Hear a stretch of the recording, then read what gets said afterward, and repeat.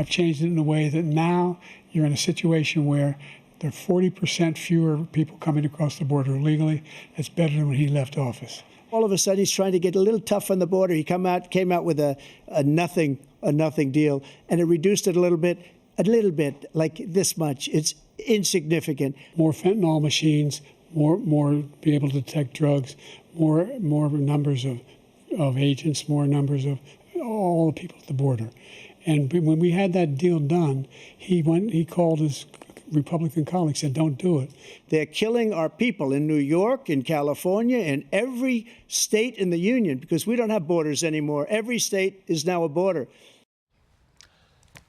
Well, we do have a scary trend going on here. Texas Chick-fil-A confirming 2 employees were killed in a shooting. An illegal immigrant suspect is in custody right now. We don't know a lot, but it does seem to be a pattern of late. Nicole Parker, the former FBI special agent, Fox News contributor. Nicole, what do you think of this disturbing trend? It seems to be picking up a pace here. Neil, I find it extremely disturbing. That would be an understatement. And unfortunately, I watched that debate, and to hear the current administration, how they are completely out of touch with the destruction that has gone on for the last 3.5 years, what you are seeing right now is just the tip of the iceberg. I feel like everyone in law enforcement and now the military, members of the Special Operations Association of America, they have spoken up. It is as if we are all bracing for impact.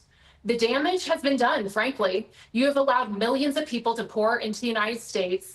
And, they claim that they've been vetted. Well, you've got millions of gotaways. They have not been vetted. And the vetting system is virtually impossible to do. You have individuals coming across. They are, coming across with documentation that they're, throwing away right before they get to the CBP officers. And we don't know who these individuals actually are. And then when you go and you check them in the database, the FBI Terrorist Screening Center system is only as good as the information that is entered into it. And so when you have individuals that have never had contact in the United States, never had contact with law enforcement, and they're coming from adversarial nations, it is impossible to screen them. And so for them to say this is not really a serious concern, you tell that to the individuals whose lives have been lost.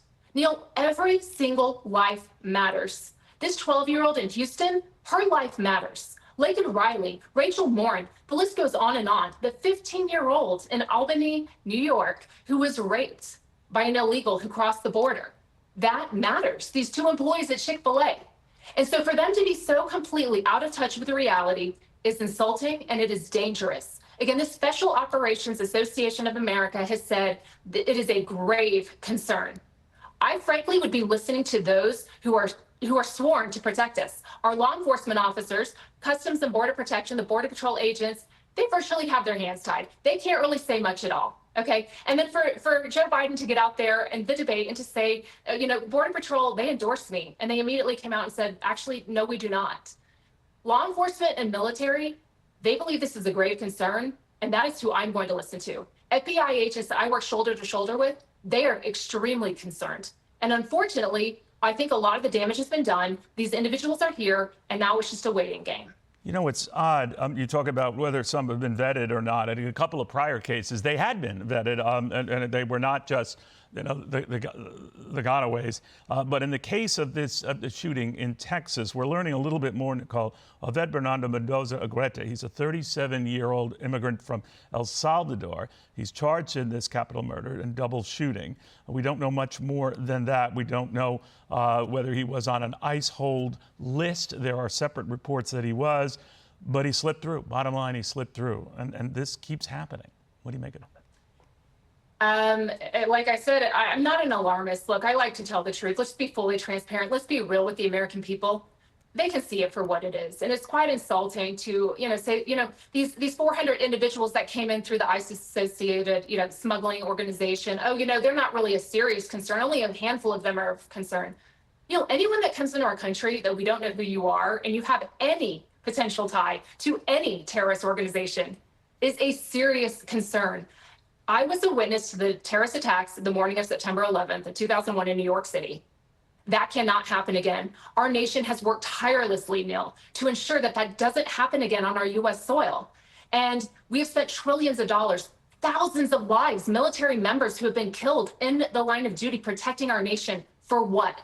to open up the border and just allow anyone in who'd like to come, it's bad. And I believe it's gross negligence. And this is going to hurt this administration. And I think Americans need to wake up and remember this on November 5th. Regardless of where you stand on the political spectrum, this should not be a partisan issue. Keeping national security and America safe should not be a partisan issue. And since when is it? Let's close the border. I've said it a million times.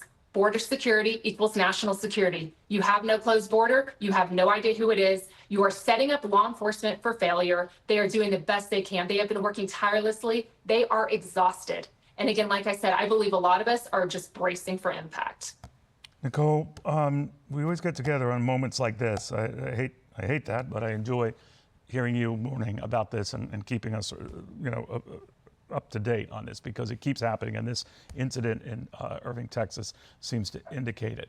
Out of Texas Chick-fil-A, 2 people are dead as a result of a shooter who came in, snuck in, got in, and he was on a list. I'm Steve Doocy. I'm Brian Kilmeade. And I'm Ainsley Earhart. And click here to subscribe to the Fox News YouTube page to catch our hottest interviews and most compelling analysis.